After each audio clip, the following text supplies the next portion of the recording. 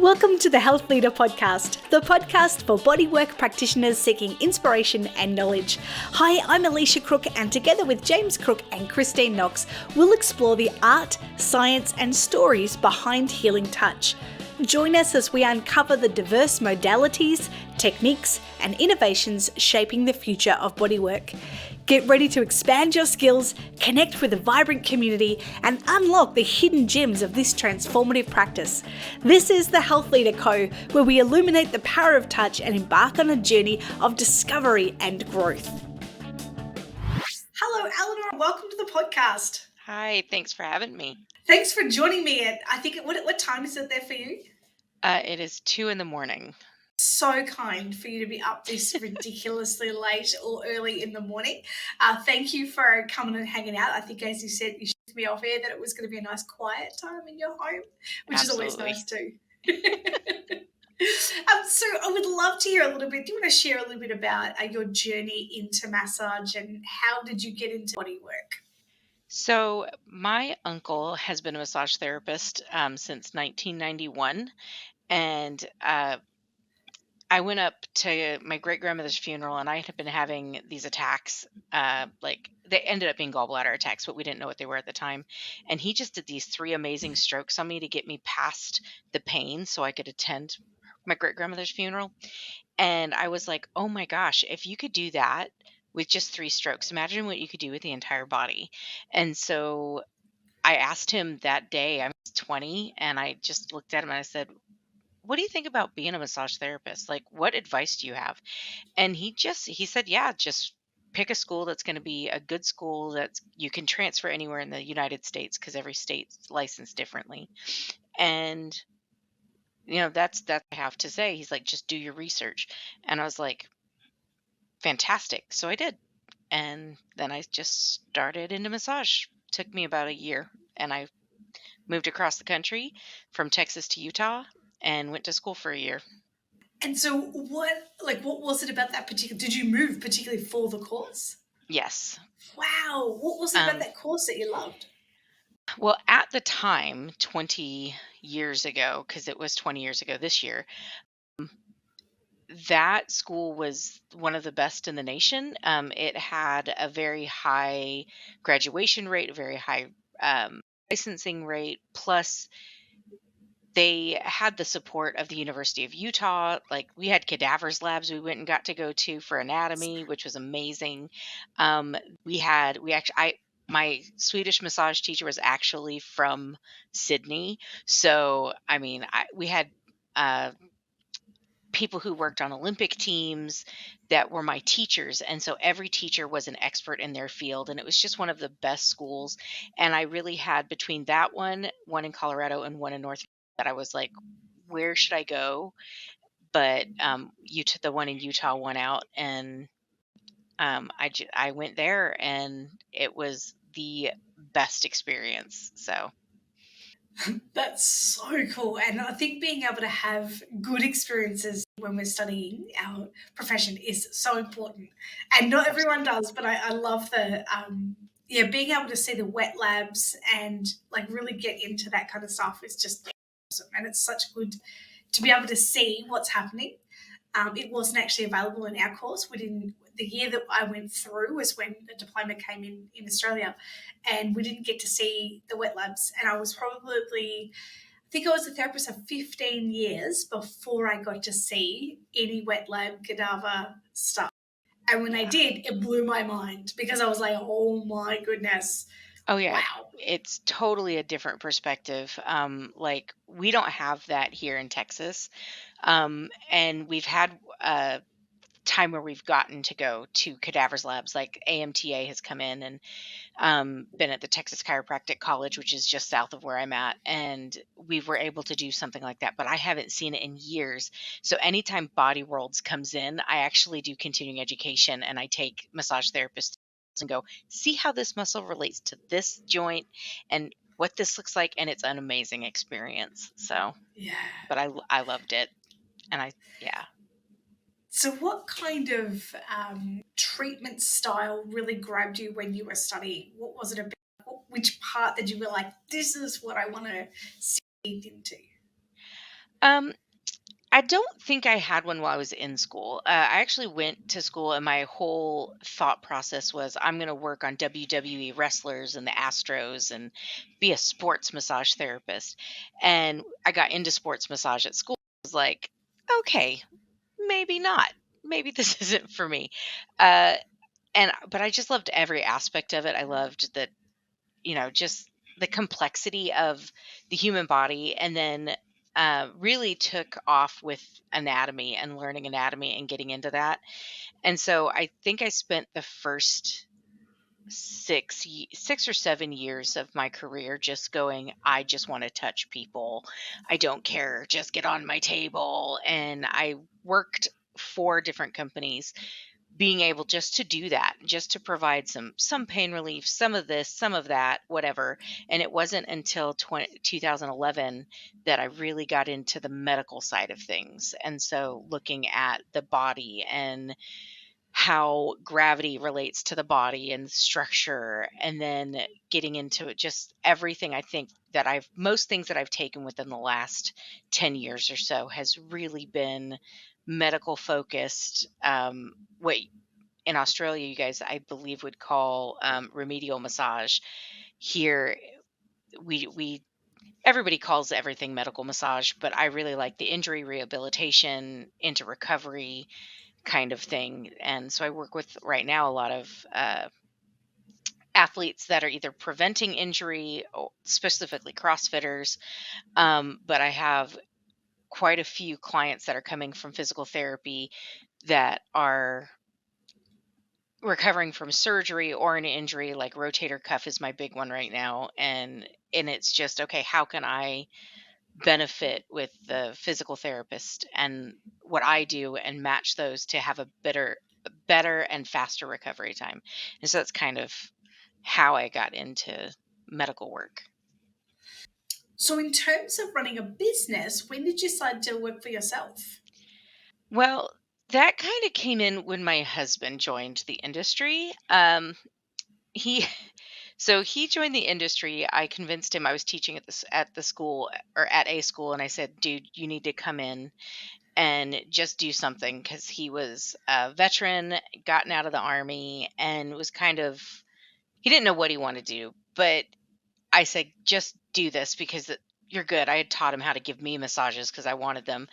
And he was like, okay, whatever. So he went through school. And then at the end of school, we just sat down and we were talking with one another. And I was pregnant at the time, and we said, you know what? Let's maybe start to focus on opening a business that we can run together.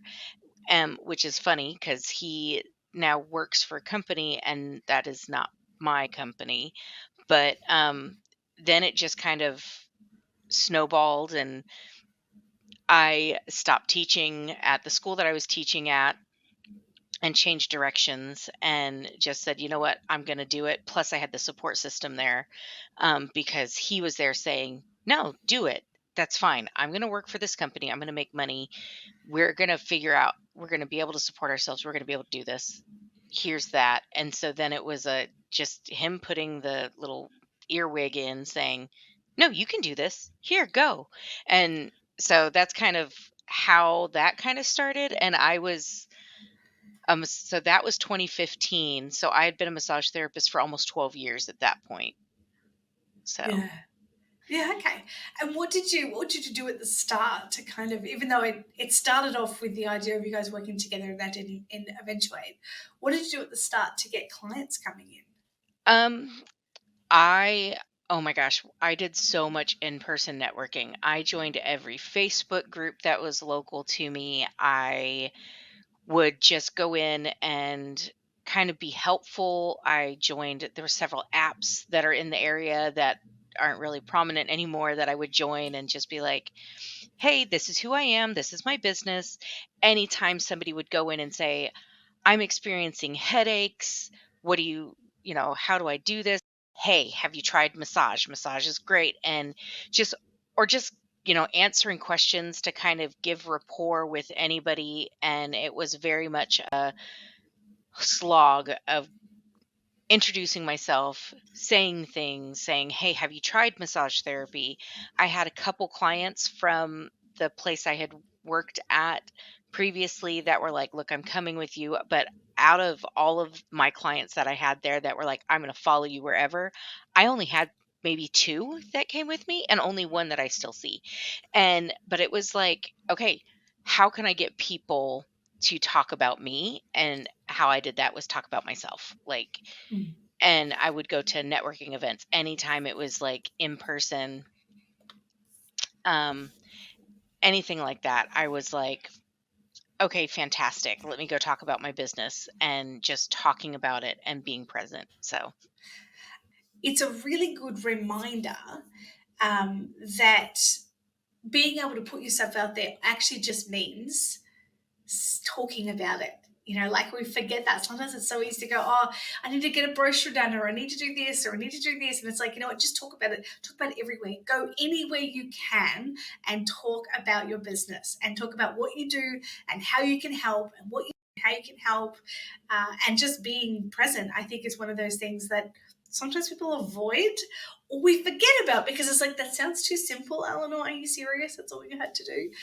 We say all in inverted commas and air talking marks because it's a podcast. Um, and then you also mentioned that you've been teaching. Tell us a bit about how did you get into teaching massage? so when I was in school, um, I loved anatomy. Well, I still love anatomy. It's like my second favorite subject, and history being the first, which has nothing to do with massage. But when I was in school, I actually started tutoring other people who were having a hard time understanding anatomy. And so I just said, you know what? Let me tutor. And I really enjoyed it. And then I moved back to Texas after graduating from school. And Texas requirements at the time were over 500 hours less than I had. So I talked to people and they'd be like, well, I don't understand well, how do you save your hands? What is this? How do you do this? And I was like, what do you, what do you mean? And I started working with the place that I worked at and started just talking to them about and teaching just one on one better body mechanics, better ways that you can do things in massage because they had such a basic rudimentary knowledge of massage. And I was like, okay. And then my mom is a teacher, my grandpa was a teacher, my other grandpa was at like, I'm a fifth generation educator. And then I just said, you know what? I'm going to go to school to become an educator. And so I was actually started university and I have my degree in education. And I was there, I was actually at university and my boss came up to me and was like, look, I know you're going to be to be a teacher, but what about being a massage instructor and then you can be our CE provider? And I was like, that's fantastic. And she was like, I'm not paying for it, but I'll reimburse you after you do X, Y, and Z. And I was like, okay, fine. So I paid for it. It was my birthday present to myself in 2008, and I just went in and I was like, okay, this is great. And then in January of 2009, I taught my first continuing education class, and I've basically been teaching ever since. So, And been what kind of things do you teach? so I've taught in school, so I've taught all the 500 hours that Texas requires and all of that stuff. And then I've teach cupping, I teach the very beginnings, very basics of manual lymphatic drainage. Um, but my focus right now, I'm teaching some anatomy classes and like how you use anatomy in your massage sessions. So kind of hands-on anatomy, as well as I'm going to be starting up the structural technique courses here this fall. So just a way to incorporate working with your hands, working with the anatomy, and making things more efficient, kind of all at once. And so, but oh gosh, I've taught almost everything. It sounds like you have an amazing ability to be able to see the body in a way and then be able to match hands-on skills. Like, walk me through, how do you do that? Like, what is it that when you look at anatomy and then you see people, how do you make that connection, or what is it about that connection that seems super important and clearly helpful to you and the students that you teach? So I have been trained with Eric Dalton. I've done some other medical massage stuff, and a lot of it's based out of the structure and how the body stands. And if you are tight, then your body's not able to function at the highest level, right? So the way my brain works is I look at the body and I go, okay, well, if that shoulder is higher, then what muscles make that shoulder higher? Oh, it's trapezius, it's levator scapulae. Well, where do those attach? Where do I go to for those? Well, that goes from here to here, and this one goes from here to here. Well, how would I approach that? And then as I have a client on the table, I really try to feel the fibers and the direction of the muscle fibers so I can follow the tension and follow where those go and try to get that muscle to be at its normal length and not short.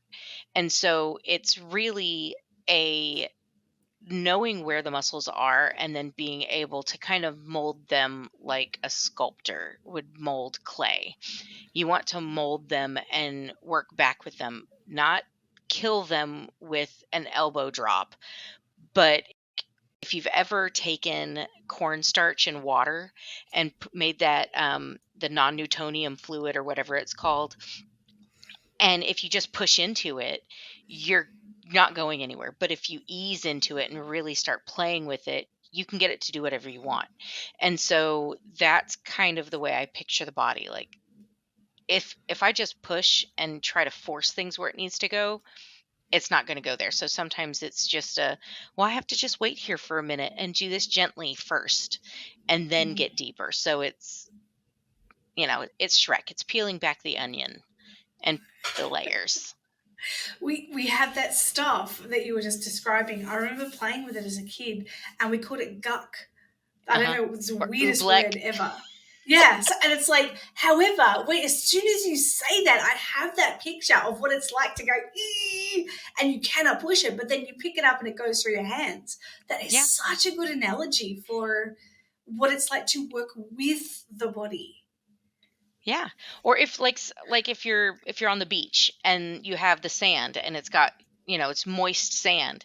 If you stand on it, you're standing and it's solid. But if you kind of pick up a foot and just shake your foot a little bit, your foot starts to sink and then you're stuck in sand. So it's Yeah. the same basic concept. And the way I have experienced in 20 years of doing this is that's really what the body needs. And I do a lot of little shaking vibrations when I'm doing stuff because I'm like, let me shake this and see if it relaxes a little bit. Sometimes it works. Do you have a favorite muscle? So my favorite muscle is probably the sartorius muscle.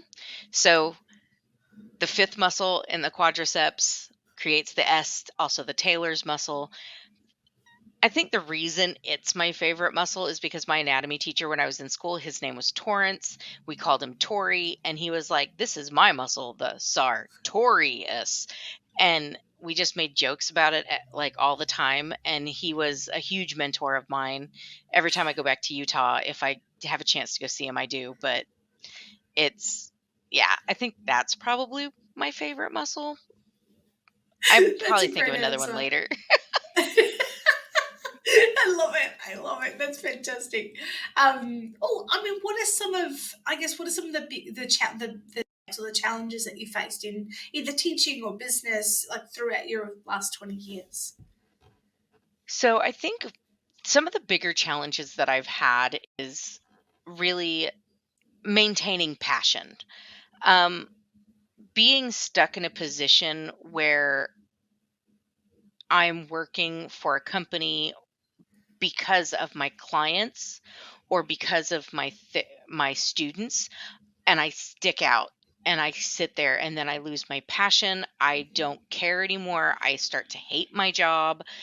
Um, and it's really like the challenge was to as a people pleaser, you just want to like, but I want to help you. What are my clients going to do if I am not here? What's going to happen if I leave this toxic job and go find something better? It's hard to see the something better because you always hear, oh, the grass is always greener, and then it's not. But sometimes it is. And there's been twice that I've been stuck at jobs where it was just, I hated it. I hated working. I was like, I'm done. I'm ready to get out. But my clients are here. And then I hit a breaking point and just said, nope, I can't do this anymore. And I took some time off and I was like, what do I do? Do I do something different? Like, I have my education degree. I can go teach high school if I really wanted to put up with that shenanigans. But it always brought back to, but where's my real passion? My real passion is in helping clients, but I needed to do it on my own terms. And so it was when I started putting myself first and putting the way I needed to feel in my business first that I really started to see a little bit more success.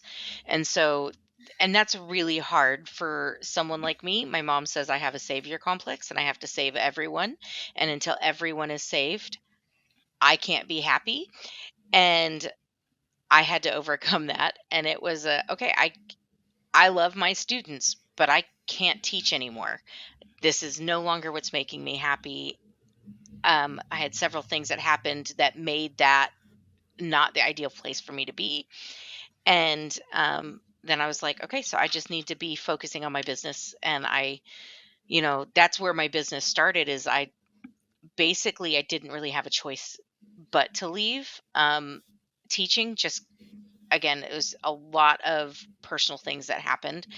And I said, okay, I got to get out, and left, I told my husband, I said, I'm not doing anything for a month because I'm going to focus on me. And then like less than 2 weeks later, I was signing my lease and I'm still with them. So 8 years later, I'm still with them. So I was like, all right, well, so it was putting myself first. That was the key thing. And being able to do that, I think for a lot of practitioners, what did you call it, a savior complex? I don't think you're Hmm. alone in that. I think there's a lot of therapists like that. However, being able to give yourself time and space is huge. Like actually saying, nah, I am all done. I'm tapping out for a month. I'm not working. I'm actually just going to focus on me. It's amazing what happens from that space because our heart is allowed to then speak to us because we're giving it time and space to do so. And as you say, it's like, and then all of a sudden you find yourself 2.5 weeks later signing a lease, and 8 years later, there you are on your own terms. I think trusting that is huge. Yeah. It, oh, and it's so scary. So scary. Yes. Yeah, absolutely. And so if, let's say, knowing what you know now, if you were going back to have a conversation with your younger self that was still working out of toxic work environments that you didn't enjoy, what would you say? Like, what would you say to her now? I would just be like, all right, do it and just go with the flow. I really honestly don't think I don't really want to change anything that did happen. Well, I would have stayed full time for another 6 months instead of leaving because we lost a house. We were going to buy a house and we lost buying the house because I wasn't a full time person. So I would have stayed full time. That's the only change I would have made. But other than that, we just it I would have done everything the same because I learned so much, but I learned it when I needed to learn it. Yeah, So, but I probably would have just been like, trust the process yeah, and get comfortable feeling uncomfortable. Like yeah. this, you're not gonna, every decision you make, you're gonna sit there and you're gonna worry about it and you're gonna think about it. And what you just need to do is you just need to think, make the decision, and then execute. Don't overthink and Mm, just go. yeah, Um, because I think that I think, I mean, I tried to, this is my third run in business. Like, I've tried to run my business several times. The first time, I just was not mature enough at all to have my own business. The second time, it just wasn't the right time. And the third time, it was the right place, the right time, and the right people surrounding me to let my business thrive and succeed. So that's probably one of the most important things, is to have the right support system and the right people around, and then just to be comfortable with, holding your, clenching your butt cheeks together and going, I'm gonna do it. Like, It's gonna be fine. if you got to raise those rates, like, just put yourself out there, say, hey, this is what this is who I am, this is what I want to do, and just start, put the energy out there and go Yeah. for it. Yeah, that's good advice. And I kind of love that. Like sometimes there are things I would have liked to have shared with my younger self or like my younger self to know. Having said that, I couldn't be where I am without those obstacles and those challenges. So there's a kind of nostalgic's the wrong word, but there's a sense of I don't want to get rid of that. I just wish she had have known these couple of things. However, I actually like the journey, even with its ups and its downs and the Hmm. crappy stuff in between, because that's where the lessons come from. If it was all straight and easy, we wouldn't be as resilient as we are now. Yes. Yeah, I would agree with that. Yeah. So, like, what do you think was your biggest achievement, or what are you most proud of in your throughout your career? I think the thing I am most proud of, throughout this journey, is that I am able to give myself a paycheck, and I'm in charge. I don't have to worry about anyone else. I don't have to, like, I have to take care of my clients. And if I don't have clients, of course I have to do something, like, but it's all on me. And I'm so proud of the fact that my business, like, when COVID hit, I had my duckies in a row, that when we did shut down and I couldn't work, I had savings, I had things in place, and I had processes and systems that were there. And I was able to succeed and continue to grow even after COVID. Um, and the fact that my business has grown and it's gotten better. And every year, the only year that it didn't really get better was when I wasn't doing all the things I should do. So it's just one of those, like, you have your systems, you have your processes, you have the things that, okay, for me to be successful, I need to do X, Y, Z. And if I'm just doing Z, I'm not really going to be profitable. I'm either going to be stagnant or I'm going to be less. And the one year that I lost momentum, I noticed, oh, I didn't make as much money. Oh, I wasn't as successful.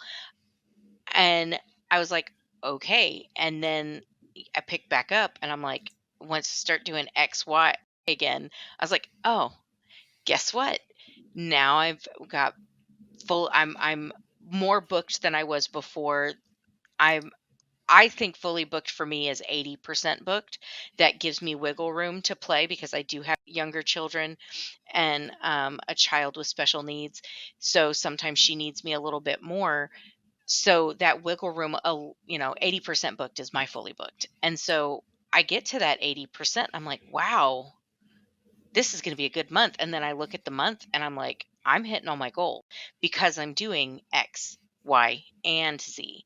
And so being able to just maintain that I just have to sit there and look at myself and go, I'm a badass. This is amazing. You know. Absolutely. Yeah, you really are.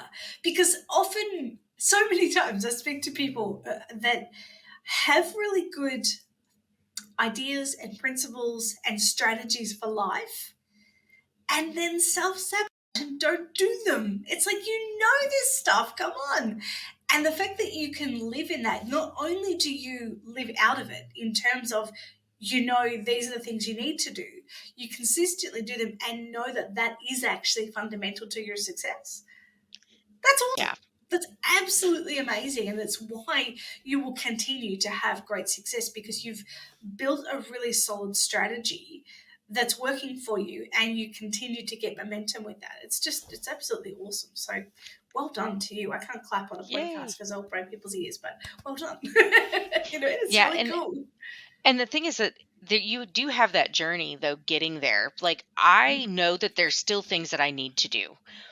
But if I tried to implement everything that I should be doing Yeah. all at once, I would have stopped because it would be so overwhelming. And it's learning the strategies. Okay, this works for me, but this doesn't work for me. Like, I am totally fine getting up in front of a whole bunch of people and saying, this is what I do and this is what I can offer. Where somebody else is maybe like, nope, not a chance. Like, absolutely not. And you have to figure out what works for you and then take one thing at a time and make that a habit. And then you can start to add in another thing and make that a habit.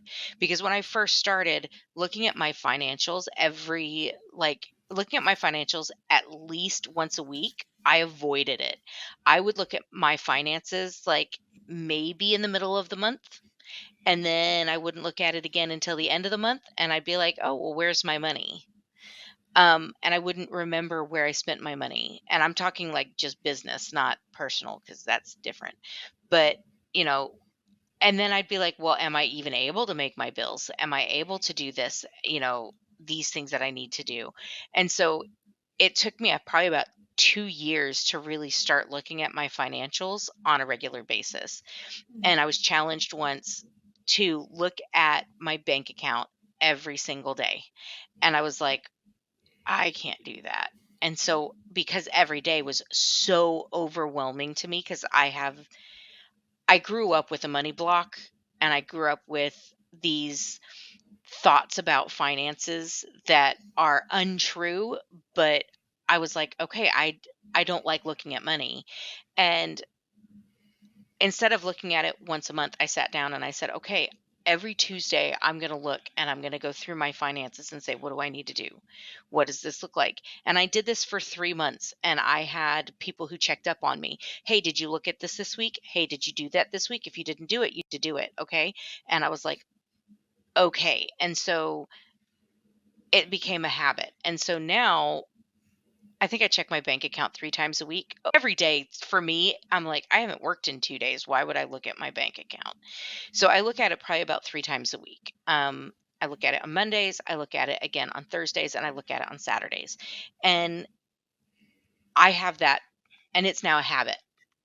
And so you build those habits one step at a time. Yeah. And then once that became a habit, then I'm like, okay, now I'm going to look at these things. And so then there's then you add in another habit. And then you end up with those processes where you're doing the full alphabet, maybe skipping a couple letters like Q, Yeah. Not essential. unless your name's Quint. Like just being able to have those, just like you said, like push through those barriers, because if we don't if we don't push back against our beliefs, often around money, we will simply just inherit whatever we saw growing up. Now, that doesn't mean what we saw was actually what happened, but we will inherit what we saw. So if money was evil, or if money was bad, or money was tight, or money was stressful, or like whatever our stories are around money, or whether money is scarce or it's precious, or we're going to carry those stories forward into, and particularly our business life, which Hmm. is often incredibly unresourceful. It's like if you think that money is hard to come by, then you're not going to charge a lot. If that's your reality, because a belief is simply a thought that we collect evidence for that makes us right. Yeah, so if I have a belief that money is hard to come by, then and the only way I can make money is to see clients, and it's going to be really hard for me to get clients because I have a belief I need to be right about it. Hmm. Yeah.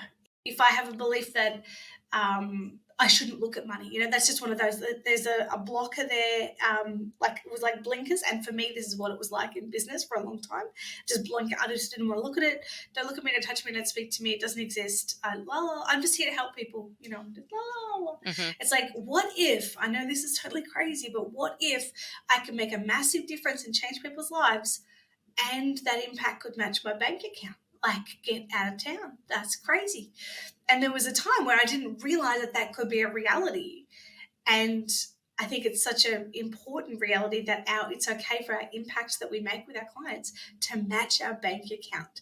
It doesn't have to be one or the other. Actually, you can make a difference and make lots of money and know what to do with it. And that comes from having good habits and actually surrounding yourself by people who are amazing at money, and being able to challenge those beliefs. What am I butting up against here right now? Is this actually a reality for me right now, or is this a reality maybe for my parents, or something they learned that maybe I'm just caring for that actually isn't really helping me or my business right now?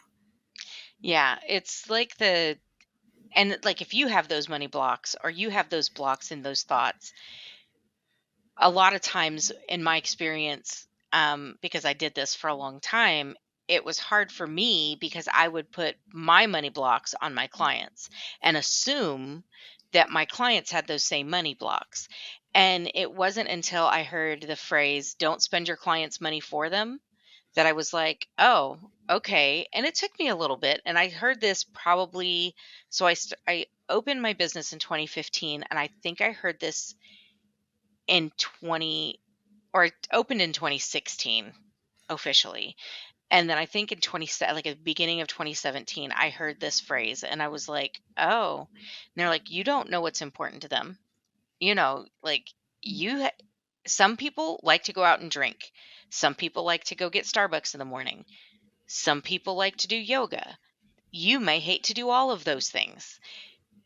You're not going to spend your money on yoga if you don't like yoga. But if getting a massage is important to you, you're going to spend that money. And so don't spend your client's money for them. Let them make the decision how to spend the money. And your worth is not dictated on whether they think they can afford you or not. If you are worth it, they will find the money. Mm. So that, and I still go through this every time I'm looking at, do I need to raise my rates? And you and I have had conversations about this recently where but people won't pay that. Oh, really? And then I have to remind myself and just put it in my head that, okay, this is what I'm going to do. I'm going to raise my rates. I'm going to raise my rates. And then I have to make myself okay with it. And for me, that is a process that I know what my process is. And it takes me maybe a week, and then I become okay with it. And then I do it. And then nobody says anything. They just pay the money. Yeah. And I go, well, that was a week of worry that I didn't need. But okay, I did it anyway. Yes. Well, and if that's your process, if that's what your brain needs, then that's what your brain needs. Like, Mm-hmm. let it have its meltdown. I think sometimes if we treat our brain or those thoughts like a tantruming child, it's like you don't ignore the behavior because it will get worse, but you don't have to give in to the behavior either. You can actually just hold the space and go, okay, I get it. When you're ready, let's have a cup of tea and we'll calm down. Like, Mm-hmm. okay, if you just take your time, and if it takes a week, it takes a week. And it's true that no one ever went broke from raising their rates. But yet Yeah. many people have gone broke from not being prepared to do that, because it's because of that same fear that you've just shared, that it's like, what will people think? And then there's and who do I think I am? you know Mm-hmm. and it's like, honestly, I have never had the guy behind the checkout when I do my groceries ever say to me, oh my gosh, I'm so sorry, but your peas cost more this week than they did last week. No one's ever said that to me. I just go to the supermarket. If I want peas, I scan them at the checkout. Like, that's it. And it's exactly with treatment and with massage and with anything that we do, that it's like, it's not up to me to decide how my clients spend their money. You're exactly right. It's up to Mm-hmm. me to decide what I need and want to charge because of how like to make, and having the skill set and the marketing to back that up, rock on, go for it.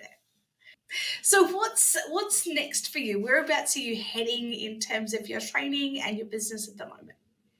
So I actually start school on Monday, and I'm going back to school to go into physical therapy. Um, the plan currently is to go into physical therapy uh, as a physical therapy assistant. That way, I can continue with the hands-on work and combine that work with what I do as a massage therapist. Um, if I don't get into that program, then my husband and I get to discuss me actually going to become a doctor of physical therapy, which is a much more difficult program, a lot more work, but again, you have an ROI, and I think the return on investment would be just fine. So that's kind of my next step, and it's not to not be in the massage world. It's to better, like, yes, getting into physical therapy and being able to do the work in a physical therapy setting is fantastic, and I do want to be able to do that. But I would also really love to be able to do the referral thing where a physical therapist would let somebody know, hey, come to me, and I understand their vernacular, I understand what's going on, what things that they have them doing, and I fully understand what's going on in that realm. And then I can say, okay, well, as a massage therapist, as a physical therapist, we're trying to strengthen these muscles. Well, the tight muscles over here that are locked in a position that they need to relax in order for these muscles to function properly, let's get these to open up. And that way I can have a better result for my clients, my patients, and get them to an area where they are healing faster and better than they would have without me. And so the uh, I'm going into this journey, and I'm also starting the journey of really moving into that more medical side of things, where I'm only working with medical clients and medical patients, where I will be accepting insurance and having people come in with health issues, and moving a little bit away from the more relaxation setting, uh, which is sad because I still like doing that, but it's not real. Like, those aren't the clients that I go, oh, I'm super excited to have them come in today. Let's see how I can help them. I know they're going to come in, and I know my brain I'm going to have to massage for an hour, full body, and my brain gets to wander because after 20 years, you have muscle memory of what you do. And then you go, did I massage that other leg or did I not massage the other leg? Where with the medical stuff, I know I'm okay, this muscle, and then almost the whole time I'm sitting here going and using my intuition to which muscle and all that stuff, but I'm able to really use the knowledge base that I have to help make them feel better. And if they feel better, they will be less inclined to, go out and do crazy things like injections that I am opposed to, because all they do is that, like, all you're doing is numbing it. You're not actually approaching the problem at all. And Yeah. so I'd much rather them get the healing that they need so they can go live the life that they deserve and that they want. That way I can continue to live the life that I want because I love what I do. So Yeah. that's kind of what's next for me. It's very exciting. Very exciting. Elanor, thank you so much for your time today. It's absolutely awesome to hear your journey into and throughout your whole career. It's so exciting to see how well you can blend anatomy plus your training, your teaching, and blend all of that together to be able to support the beautiful people around you, your family, your clients, and also as you go and study even more because you can, to be able to really extend that out. So yeah, thank you so much for sharing all of that with us today. You're welcome. Thank you for having me on. You've been listening to the Health Leader Podcast, hosted by James and Alicia Crook, together with Christine Knox, business coaches and modality mentors for massage and manual therapy. Elevate your hands-on skill and your practice to get incredible results at the Health Leader Co. Jump onto Facebook or Instagram and look for the Health Leader code to connect. Also, please go to iTunes and rate us 5 stars so that even more people can access this podcast.